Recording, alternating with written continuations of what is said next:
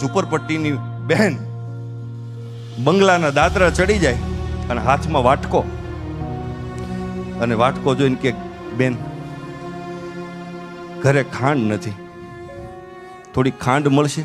તમે વિચાર કરો, જેના ઘરે ખાંડ ઘટતી હોય એને ઘરે બધું ઘટતું હોય.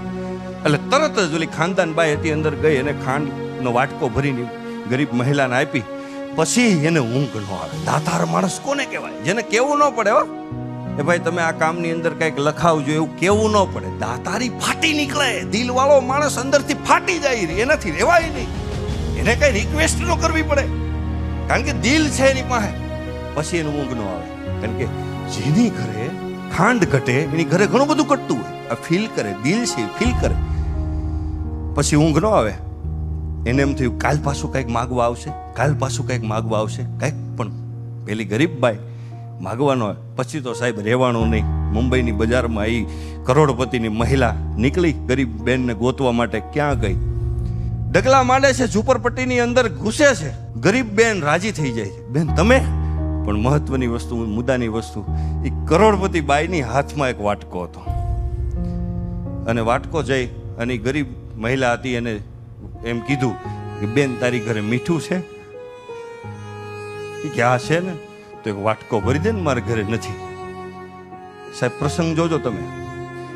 એ મીઠાનો વાટકો લઈ અને પોતાના બંગલાના દાદરા ચડે છે. હિંડોલા ઉપર એનો ધણી બેઠો છે. એ જોવે છે, હાથમાં વાટકો જઈ ધણી ટકોર કરે છે. એટલે તમારો સ્વભાવ સુધરો નહીં. આપણા ઘરે શું ઘટે છે? તમારા માગવા નીકળાય ત્યારે સાહેબ એ સ્ત્રીએ જવાબ આપ્યો હતો ને, આ યુવાનોને હૃદયની અંદર ગાંઠ મારી લીધા જેવો જવાબ છે. આ ગુણ જો તમારી મારી અંદર હશે ને સાહેબ, આપણે રાજ કરવાના છે.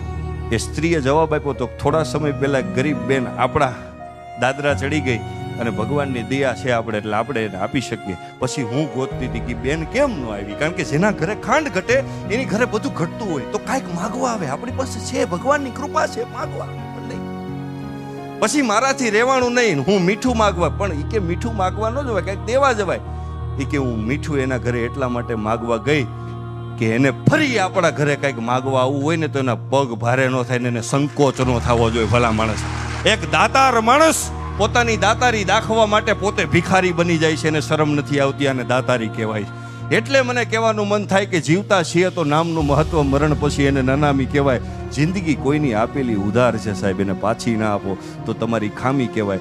રડતા રડતા આવ્યા જિંદગીમાં, હસતા જાઓ તો વાત જામી કહેવાય. બાકી તો ઘણા જીવે છે ને ઘણા મરે છે, ઘણા જીવે છે ને ઘણા મરે છે. એ બધી ગુલામી કહેવાય.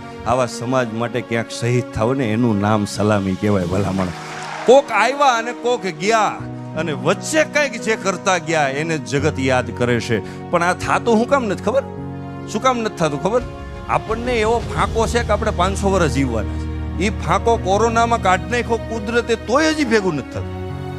એટલે છેલ્લી 2 લાઈનમાં દિવેશભાઈ મારી કવિતા છે કે કેટલાય ગયા ને કેટલાય આવીને આમ જ ફરે, કે કેટલાય ગયા ને કેટલાય આવીને આમ જ ફરે છે. પેઢીયું બળીને રાખ થઈ ગઈ તોય બધાય આમ જ ફરે છે. માલિક નથી તોય માલિકીના પુરાવા લઈને ફરે છે. ઓઢણું ઈશ્વરનું ઓઢીને પોતે જ ઈશ્વર થઈને ફરે છે. કેટલું સરસ નાટક માણસ કરે છે તો ઈશ્વર એને રોજ માફ કરે છે ને રોજ પ્રેમ કરે છે. રોજ માફ કરે છે ને રોજ પ્રેમ.